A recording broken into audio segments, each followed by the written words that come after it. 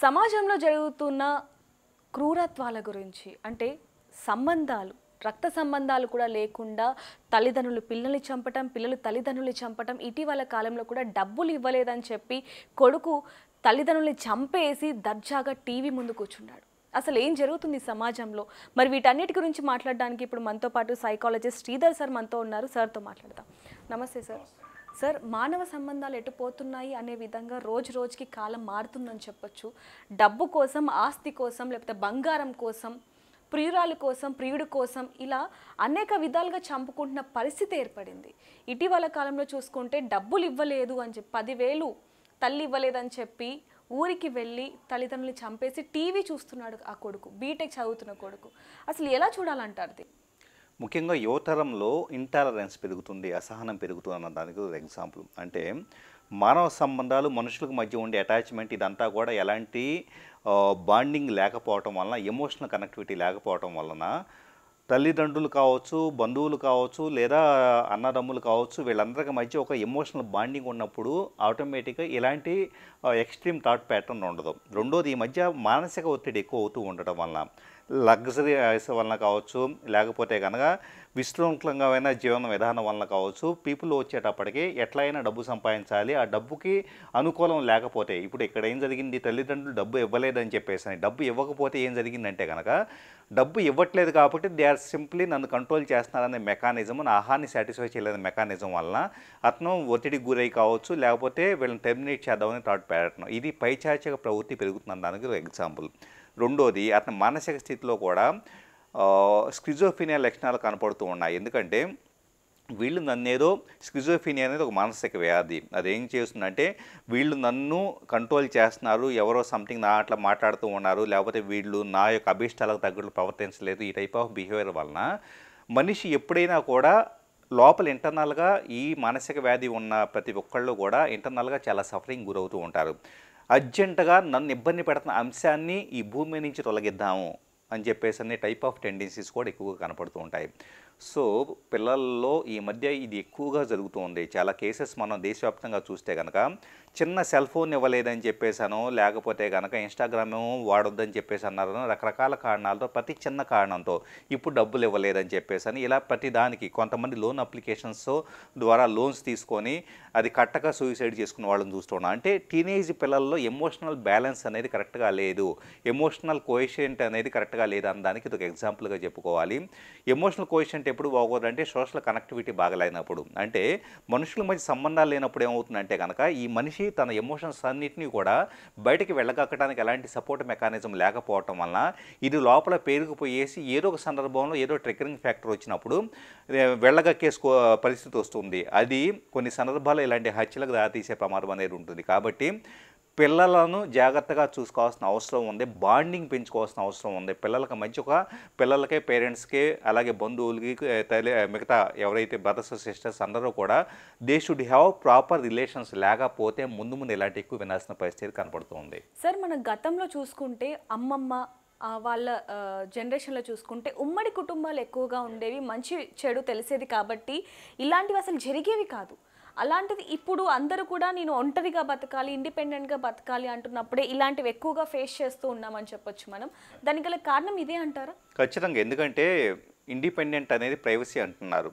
Privacy అనేది ఎప్పుడూ కూడా కొంతవరకు ఓకే, ప్రైవసీ ఉండాల్సిన. అట్ ద సేమ్ టైం ఏంటంటే ప్రతి మనిషి కూడా 2 టైప్స్ ఆఫ్ కనెక్షన్స్ ఉంటాయి.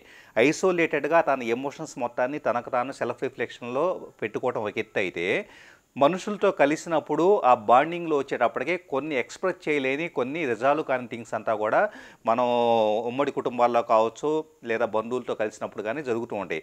ఎప్పుడైతే స్మార్ట్ ఫోన్స్ వచ్చిన తర్వాత, టెక్నాలజీ యూసేజ్ పెరిగిన తర్వాత నాకు ఎవరో మనుషులు అవసరం లేదు, నాకు నేను ఇలాగ బతుకుతాను అన్నట్లు ఐసోలేటెడ్ ఫ్యామిలీస్ తయారైన తర్వాత, అలాగే బ్యాచిలర్స్గా ఇక్కడ మన సిటీస్కి వచ్చి జాబుల కోసం ఇలాగ స్పెండ్ చేస్తూ ఉన్నప్పుడు they don't have any proper social connections. అలాంటప్పుడు ఏం జరుగుతుందంటే కనుక ఈ అబ్జార్ప్షన్ ఎలాగైతే ఒక వెహికల్లో ఒక గుంటలో పడితే షాక్ అబ్జార్బర్ ఎలాంటిదో, మనిషికి ఇంకో మనిషి అవైలబుల్ అయినప్పుడు ఇతను లోపల పేరుకుపోయిన ఒంటరితనం కావచ్చు, లేకపోతే ఎలాంటి నెగిటివ్ ఎమోషనల్ ప్యాటర్న్స్ అయినా అబ్జార్బ్ చేసుకోవడానికి ఇంకో మనిషి అవసరం.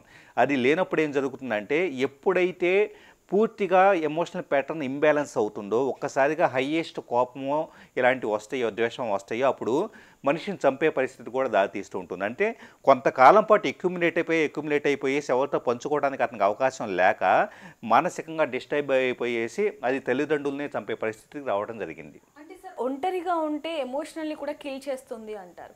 కానీ సార్ అంటే ఎవరినో కాదు, ముక్కు ముఖం తెలియని వాళ్ళం కాదు, నవమాసాలు మోసి తల్లి అన్ని బాగోగులు చూసే తండ్రిని కూడా చంపేంతలాగా మారుతున్నారు అంటే వాళ్ళకి ఆ ఎమోషనల్స్ గుర్తు రావట్లేదు అంటారా అసలు? అంటే మెయిన్ ఏం జరుగుతుందంటే తల్లిదండ్రుల లేకపోతే కనుక భార్య భర్త ఇవన్నీ కూడా ఆ క్షణంలో గుర్తుండవండి. ఒక్కసారి బ్రెయిన్లో అమిగ్డాలా అని చెప్పేసి ఎమోషన్ సెంటర్ ఉంటుంది. సో ప్రీ ఫ్రంటల్ కార్టెక్స్ అదేమో లాజికల్ థింకింగ్ అనేది కేవలం మనిషి ప్రశాంతంగా ఉన్నప్పుడు మాత్రమే పనిచేస్తుంది. తల్లిదండ్రులు అయ్యో పాపము, లేకపోతే కనుక భార్య భర్త అయ్యో పాపం అని చెప్పేసి అని విచక్షణ ఎప్పుడు పనిచేస్తుందంటే మనిషి రిలాక్స్డ్గా ఉన్నప్పుడు మాత్రం విచక్షణగా అయ్యో నేను చేస్తాను తప్పు అనే భావన వస్తుంది. కానీ ఈ ప్రీఫ్రంటల్ కార్టెక్స్ అనేది ఎప్పుడైతే మనిషి ఎమోషన్లో ఉన్నప్పుడు అమిగ్డాలా దగ్గర న్యూరల్ యాక్టివిటీ జరుగుతుందో అప్పుడు పూర్తిగా కూడా లాజిక్ పనిచేయదు. ఇక మనిషి పూర్తి ఎమోషన్లో ఉంటాడు. అప్పుడు తల్లి తండ్రి అదేం ఉండదు. వాళ్ళు నా మాట వింటలేదు కాబట్టి టర్మినేట్ చేయాలి అని చెప్పేసిన భావన ఏర్పడుతూ ఉంటుంది. కాబట్టి మనిషికి ఎమోషనల్ బ్యాలెన్స్ అనేది చాలా అవసరం. ఎమోషనల్ బ్యాలెన్స్ కావాలి అంటే కనుక ఎప్పుడు అతను లోపలికి పేరుకుపోయే ప్రతి భావోద్వేగం కూడా ఎక్స్ప్రెస్ చేయడానికి ఒక ఫ్రెండో, ఒక కుటుంబ సభ్యులో, లేకపోతే ఉమ్మడి కుటుంబమో, లేకపోతే తరచూ బంధువులతో కలుస్తూ ఉండటమో, లేదా సోషల్ గ్రూప్స్తో కలుస్తూ ఉండటమో ఇలా జరుగుతూ ఉన్నప్పుడు ఏమవుతుందంటే లోపల అణిచిపెట్టుకునే పరిస్థితి ఏది ఉండదో అది రేపు ఇలాంటి ప్రమాదాలు దారితీయకుండా మనిషి తను కాపాడుకోగలుగుతాడు. సార్ మనం చాలా కేసెస్లో చూసాం, ఆ హత్య చేసేంత వరకు ఒకలా ఉంటారు, చేశాక మరొకలా ఉంటారు, మరికొంతమంది మాత్రం పశ్చాత్తాప పడుతూ ఉంటారు నేను తప్పు చేశాను అని. కానీ చాలా కేసెస్లో మనం సహస్ర కేసు చూడొచ్చు కుక్కట్పల్లిలో. ఆ అమ్మాయిని బ్యాట్ కోసం చంపేసిన తర్వాత కూడా చాలా ప్రౌడ్గా మాట్లాడడం, అంటే ఏదో దేశాన్ని ఉద్ధరించేసినట్టుగా మాట్లాడడం, అవును చంపేశాను ఇప్పుడు ఏంటి పోతే పోయింది కదా అని ఒక నిర్లక్ష్యం సమాధానం మనం చూసాం. ఇప్పుడు కూడా అదే చూస్తున్నాం. ఈ కేసులో కూడా తల్లిదండ్రులు చంపేశామన్న బాధ కూడా లేకుండా టీవీ చూస్తున్నాడు అంటే అసలు ఏ విధంగా చెప్పాలి అంటే మనిషిలో సెన్సిటివిటీ, సున్నితత్వం చచ్చిపోయింది అంటానికి ఎగ్జాంపుల్ అండి.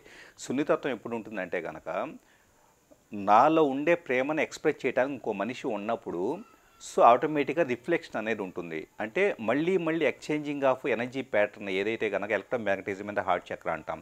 సో మనిషి ప్రేమను చూపిస్తూ ఉన్నప్పుడు మాత్రం ప్రేమ ఉంటుంది. ఎప్పుడైతే ద్వేషాన్నో కోపాన్నో చూపిస్తూ వెళ్తూ ఉంటామో సో హార్ట్ చక్ర ఎనర్జీ చిన్న ఎగ్జాంపుల్గా చెప్పాలంటే అక్కడ ఎలక్ట్రోమాగ్నెటిజం ఉంటుంది ఏరియాలో, అది మొత్తం డ్రై అయిపోతుంది. సో మనిషికి ఇంకా ఎమోషన్స్ ఉండవు, సున్నితత్వం ఉండదు. ఇంకొకటి ఏంటంటే ఈ మధ్యకాలంలో నా లైఫ్ నా ఇష్టము, అసలు నాకు నచ్చిన విధంగా నేను బతుకుతాను, నాకు ఎవరైనా అడ్డు చెబితే కనుక they don't have any space in my life అని చెప్పేసి అంటూ చూడాలి అని. అంటే నా లైఫ్ అని చెప్పేసి అన్ని ఒక టెండెన్సీ మూర్ఖత్వం పెరుగుతూ ఉన్నప్పుడు ఈ బాండింగ్స్ కానీ ఏమీ ఉండదో, సున్నితత్వం ఉండదు. కాబట్టి అలా టీవీ చూస్తాం కావచ్చా, నేను తప్పు చేశాను అయితే ఏం చేస్తారో చేసుకోండి, ఈ టైప్ ఆఫ్ టెండెన్సీస్ ఈ మధ్య యువతరంలో ఎక్కువగా చూస్తూ ఉన్నాం. నా లైఫ్ నా ఇష్టం అనేది అది చాలా విచ్చలవిడితన దారితీస్తుంది, అది చాలా ప్రమాదకరము. ఇది ఇలాంటి వాళ్ళు రేపు పెద్ద అఘాయిత్యాలో లేకపోతే కొన్ని బాంబు విస్ఫోటనాలు ఇలాంటివి చేసినా కూడా ఆశ్చర్యపోవాల్సిన పని లేదు. ఖచ్చితంగా చాలా ప్రమాదకరమైన టెండెన్సీలో ఈరోజు యువత ఉంది. సో చూస్తున్నాం కదా, ఒంటరిగా ఉండటం అనేది ఎంత ప్రమాదకరం అనేది కూడా మనకు తెలుస్తుందని చెప్పొచ్చు. ఎందుకంటే రోజుకొక అఘాయిత్యం, రోజుకొక దారుణం. కాబట్టి మరి ఈ కేసుకి సంబంధించి మరి మీరేమంటారు అనేది కింద కామెంట్లో రాయండి. మరిన్ని వార్తల కోసం చూస్తూనే ఉండండి Big TV. For more videos like this, subscribe Big TV channel.